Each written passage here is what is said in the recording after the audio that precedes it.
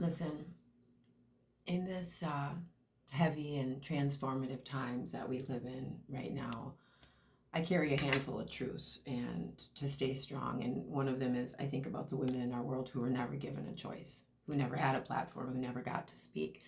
Women who were silenced before they even got to open their mouths. Women who lived entire lifetimes inside cages that they never built, right?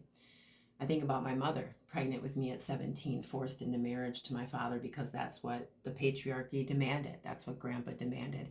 I think about my grandmother surviving drunken rages from my grandpa, the man who promised to protect her. I think about women in every corner of the world who learned early that survival depended on their fucking silence. And I speak for them. I rise for them. I create this matriarch movement for them. Because the truth is this: many women have lived lives they merely endured, not because they lack strength, but because the world lacked justice. And I refuse to let their stories dissolve into dust.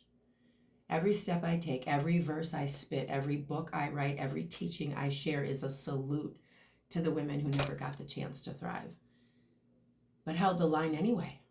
Were strong women anyway, held the family together anyway, held their own broken hearts together anyway, right?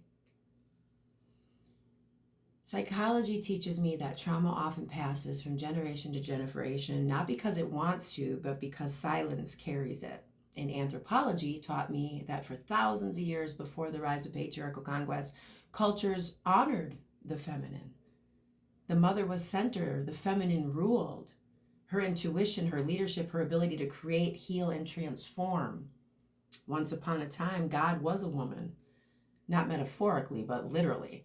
Archaeology shows us the goddess figurines, the temples, the graves aligned with the moon and the womb, societies that honored women as life bringers, wisdom keepers, protectors of the community. So when I speak, I'm not inventing a new story. I'm remembering an ancient one and sharing it with the world. And I speak not just to honor the past, but to protect the future. For the children coming into the world, the little babies, I see you. For the children, I dream of a world where you do not have to heal from child sexual assault, where your body is your own shrine, where your spirit is untouched by cruel fingers and probing hands, and your voice is honored the first time it rises, not the 1,000th time it tells the story. I speak so one day no daughter will ever confuse harm with love. No son will be taught that dominance is masculine. No grandmother will cry silently in the kitchen, and no mother will feel trapped inside a life chosen for her.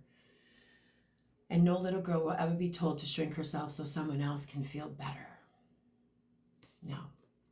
The women who endured the impossible, I carry them in every inch of my soul and every word I write on the paper. And the thought of them dissolves any fear inside of me to continue to speak. And the thought of them hearing me from the grave drives me to speak. Any listlessness, any whisper that says I'm too tired, because when I think of them, I remember my tears are not weakness. My tears are water, watering the soil of a new fucking world. I will not roll myself out of bed. I will forge ahead. I will not lend a hand or a voice. I will listen. I will speak truth even when my voice trembles. And I will notice joy, and I will inhabit it day to day, moment by moment. I will gather my sisters around the fire.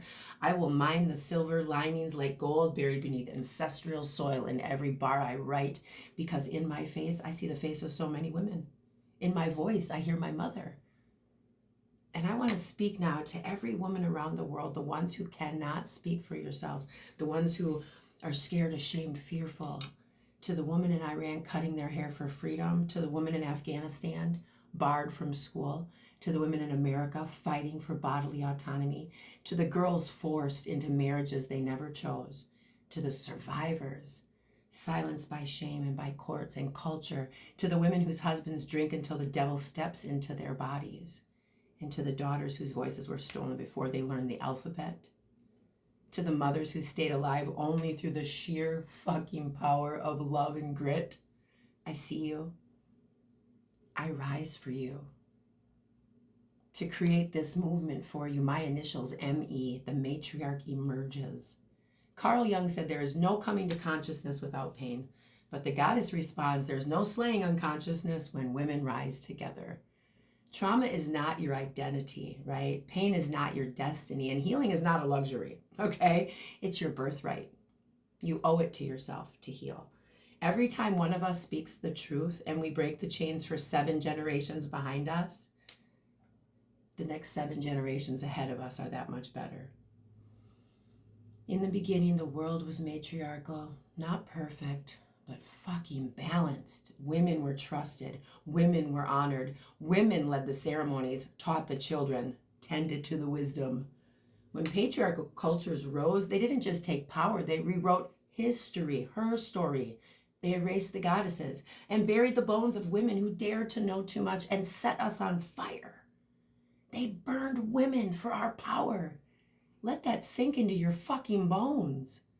They burned women for speaking our power. And yet here we are. Half the women on the planet are women and the other half are our children. We are the daughters of the witches they could not burn, the priestesses they tried to silence, the healers they fucking feared, and the mothers that they underestimated. That's the women we are. We carry that fire in our soul. Look in my eyes and you'll see it. Every night I dream of a world where the next generation lives free, where little girls grow up in safety, not in survival mode, where no child carries the weight of unspoken horrors, where the matriarchy returns, not through domination, but through restoration, through the rebalancing of humanity itself, right? Because the world is not broken beyond repair. It is simply waiting for the goddess to speak again. And I'm here to speak her words, and all the other women with me, to be her voice, to be the bridge between what was, what is, and what is rising now. So to every woman listening, your pain was not pointless. Your scars are scripture, and your survival is fucking ceremony. Oh, your voice, even when it trembles, is still a revolution. And every ancestor behind me, I speak for you. And every daughter ahead of me, I'm protecting you. This is the Matriarch Emerges movement. This is her story, rewritten. This is the world remembering that God was a woman.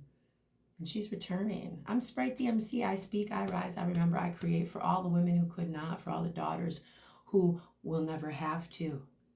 I am here to write her story. I have 126 songs coming out. The canon of the Bible written into raps. The whole Bible written into raps. The goddesses are here. The women are speaking. And we will protect the children. We will protect the fucking kids.